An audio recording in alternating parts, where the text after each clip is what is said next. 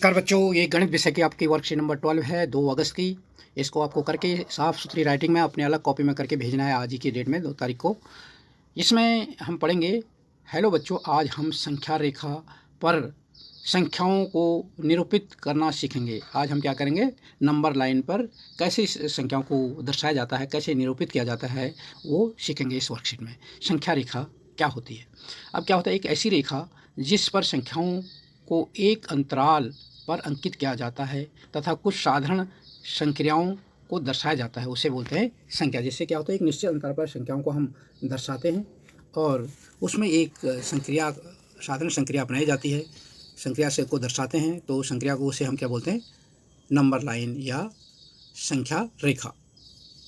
अब इसमें एक संख्या रेखा दिखाई गई है जिसमें क्या है, 2 का संख्या रेखा का निरूपण। अब जैसे क्या है, एक रेखा खींची, उसके हमने एक ये क्या है, ये this one is a line, और इसको ये लाइन है, रेखा कहाँ तक बढ़ेगी कोई मतलब नहीं है, परंतु ये यहाँ से स्टार्ट हुई है, यहाँ से लेफ़्ट साइड को गई है, इधर से राइट को गई है, दोनों डायरेक्शन को बढ़ रही है। और जहाँ से ये स्टार्ट हुई उसको हम, जहाँ से इसका ओरिजिन पॉइंट है उसको हमने 0 माना और एक निश्चित अंतराल के बाद हमने एक काउंटिंग शुरू कर दी। खुद एक स्पेस लिया, उसके बाद 1 लिखा, उतने स्पेस के बाद 2 लिखा 1 के बाद, और उतने स्पेस के बाद 2 के बाद 3 लिखा, उतने स्पेस के बाद 3 के बाद 4 लिखा, और उतना स्पेस लेते ही हम काउंटिंग आगे बढ़ाते गए। ये तो राइट साइड में हुआ। लेफ्ट साइड में हमने क्या किया, 0 से उतना स्पेस लिया जितना हमने 1 के लिए लिया था, परंतु वो राइट साइड में हमने +1 लिखा था तो हमने लेफ्ट साइड में लिख दिया -1। फिर सेम उतना ही स्पेस लिया, स्पेस हम बराबर ले रहे हैं, ये ध्यान रखने की बात है कि हम जो दूरी लेंगे जो हम बराबर लेंगे, ठीक है। ये बहुत इंपॉर्टेंट चीज़ है कि जो अंतराल होगा वो बराबर होगा, और हम फिर -2 -3 बराबर अंतराल के बाद लिखते चले जाएंगे। और इसको क्या बोलते हैं, 2 संख्याओं का निरूपण हो रहा है। जैसे 1 और 2 हो गया यहाँ पे, तो ये -2 संख्या रेखा का -2 यहाँ पर निरूपित हुई, -3 यहाँ निरूपित हुई, -4 यहाँ निरूपित हुई संख्या लाइन में। ये हुआ यहाँ पे +2 निरूपित हुई, ऐसे +3, ये इस तरीके से हमने यहाँ निरूपित किए हैं। तो धनात्मक ऋणात्मक सारी चीज़ें हमने यहाँ पर देखी हैं। अब क्या देखना है कि बाईं तरफ को, 0 से हम बाईं तरफ को जब बढ़ते हैं तो क्या होता है, ऋणात्मक नेगेटिव पूर्णांक आते हैं, और अगर हम राइट साइड को बढ़ते हैं तो क्या आते हैं, धनात्मक पूर्णांक आते हैं। ये भी ध्यान देने की बात है। तो 0 से राइट साइड की तरफ हमारे प्लस वाले नंबर बढ़ेंगे, और 0 से लेफ्ट साइड में नेगेटिव की तरफ बढ़ेंगे, ना कि धनात्मक ना कि ऋणात्मक पूर्णांक होता है। और जो 0 होता है, जहाँ से वो हुआ है, ओरिजिन पॉइंट है, जहाँ से स्टार्ट होती है लाइन, वो वहाँ पे क्या होता है, 0 ना प्लस होता है ना माइनस होता है, 0 0 होता है। तो क्या है, 0 से राइट साइड में प्लस पूर्णांक धनात्मक और लेफ्ट साइड में ऋणात्मक। तो परिमेय संख्याओं का संख्या रेखा का निरूपण इस तरीके का। अब ये था हमारे इंटीजर्स, हमारे, इनको इस तरीके से हम निरूपित करते हैं। अब इसमें आ जाता है, जब होते हैं परिमेय संख्याएँ, परिमेय संख्याएँ, उनको क्या बोलते हैं, परिमेय संख्याओं को निरूपित करने के लिए हम बोलते हैं कि जब किसी को p/q के फॉर्म में हो तो उस संख्या को क्या बोलते हैं, परिमेय संख्याएँ। अब जितने भी हमारे इंटीजर्स हैं वो सारी क्या है, परिमेय संख्या है। पता है हर संख्या का जो q है इसमें 1 है, डिनोमिनेटर क्या होता है, 1 होता है, इसका क्या होता है, हर क्या होता है, 1 होता है। तो अब जैसे अगर यहाँ पे तो ठीक है, सब पूर्णांक संख्याएँ थी, सब परिमेय संख्याएँ थी, तो वो हमने प्लस और माइनस में डिनोट कर दी। अब होता है जब आती हैं परिमेय संख्याएँ, जब आती है रैशनल नंबर, तो वो क्या होते हैं, वो p/q के फॉर्म में होती हैं। अब p/q के फॉर्म में ठीक है, सबका 1 है, तो 1 का मतलब सारे पूर्णांक थे। अब जब 1 की जगह में दूसरा हुआ, q की वैल्यू कुछ भी हो सकती है 1 के अलावा भी, तो उदाहरण दी गई परिमेय संख्याओं को संख्या रेखा पर दर्शाएंगे। अब यहाँ पर हम करेंगे उनको उस संख्या रेखा पर, जैसे क्या है, अब यहाँ पे हमको क्या एक एक्सरसाइज है वो करना है, तो इसको समझाया गया है यहाँ पे कि कैसे करना है, वो आपको ये देखना है, यहाँ पर समझाते हैं। तो अब इसमें क्या है, एक दिया है 3/4, दूसरा दिया है 7/4, तीसरा दिया है हमको -5/6, और चौथा दिया है -5/11, और पाँचवा दिया है बच्चों -3/11, और छठा दिया है -2/11। तो इनको हमको क्या करना है, नंबर लाइन में लिखना है।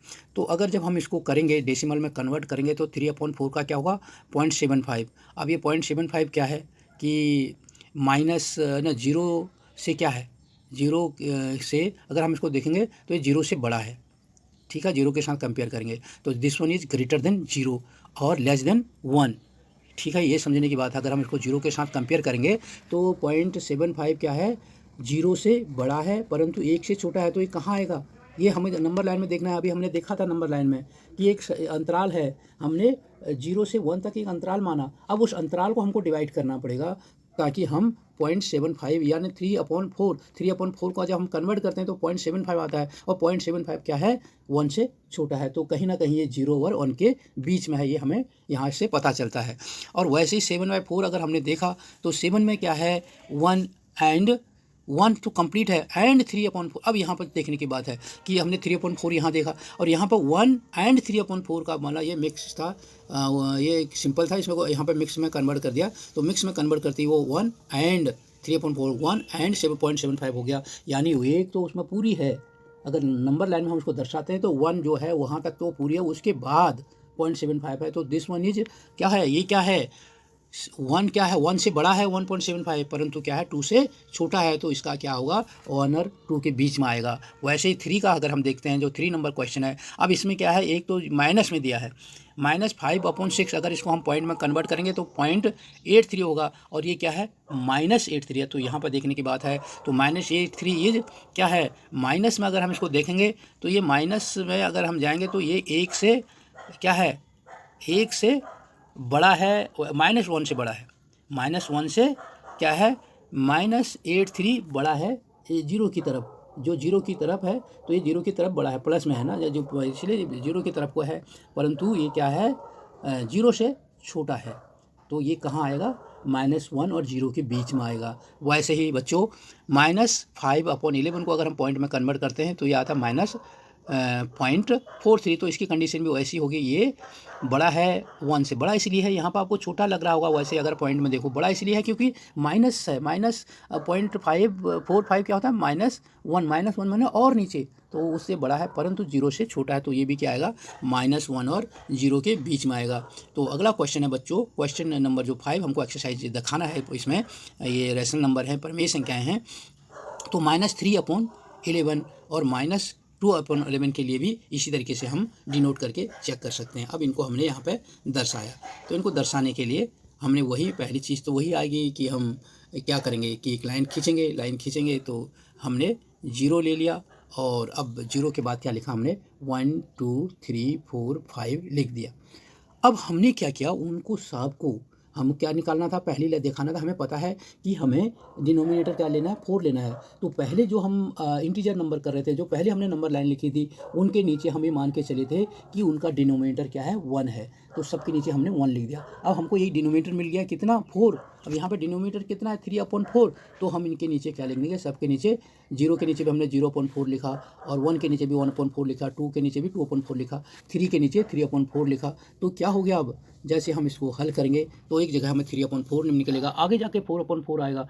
तो अब क्या होगा? 4 जो स्पेस हो जाएगा वो हमने अब इतना ले लिया 1 का स्पेस, और यहाँ पर 1 यहाँ आ गया। 4/4 क्या मतलब हो गया? 1। और आगे क्या हुआ कि हमने 5/4, तो 5/4 भी हमको एक वो है जो हमारा क्वेश्चन था, एक 7/4 भी था, तो 7/4 का भी इसमें निकल गया। यहाँ पर 7/4 आ गया, तो हमारे दोनों के आंसर आ गए। एक 7/4 मिल गया हमें, और एक मिल गया हमको 3/4, और बाकी यहाँ पर हो गया 1। तो ये हमारे नंबर लाइन होगी इस तरीके की, रैशनल नंबर की, इस तरह की परिमेय संख्या होगी। अब ऐसे ही हमको दूसरे का निकालना है जो 6 वाला है, तो हम वैसे ही करेंगे। 0 1 या वो माइनस है, माइनस में है तो उधर माइनस की तरफ बढ़ेंगे, माइनस की तरफ भी, और ऐसे ही प्लस की तरफ भी। तो ऐसे ही हम नंबर लाइनों को निकाल देंगे। अगर 11 का है तो हमने उसके डिनोमिनेटर में सारे 11 रख दिए। इस तरीके से हमने नंबर लाइनों में रैशनल नंबरों को, परिमेय संख्याओं को डिनोट करते हैं या दर्शाते हैं, प्रदर्शित करते हैं। अब है बच्चों, आपको ये स्वयं करना है, जो ये दिया है, ये आपको क्वेश्चन दिए हैं 1, उसमें -2 दिखाना है, आपको दर्शाना है, संख्या में दर्शाइए।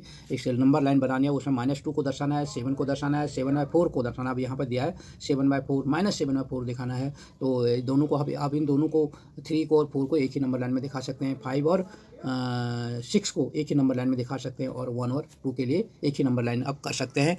और इसके लिए मैं आपको एक लिंक दिया है नीचे डिस्क्रिप्शन पे, उसको आप क्लिक कीजिए। वहाँ पर आपको डिटेल में इनको प्रदर्शित करते हुए दिखाया गया। आपको केवल 3 नंबर लाइनों से ये सारी चीज़ें, आपके 6 के 6 प्रश्न हल हो जाएंगे, क्योंकि इसमें आप नंबर लाइन खींचोगे तो -2 है, 0 करोगे तो इधर 1 2 3 4 5 प्लस 7 तक लाइन हो जाएगी। इधर -1 -2 -3 इधर खींचोगे तो -2 उसमें आ जाएगा।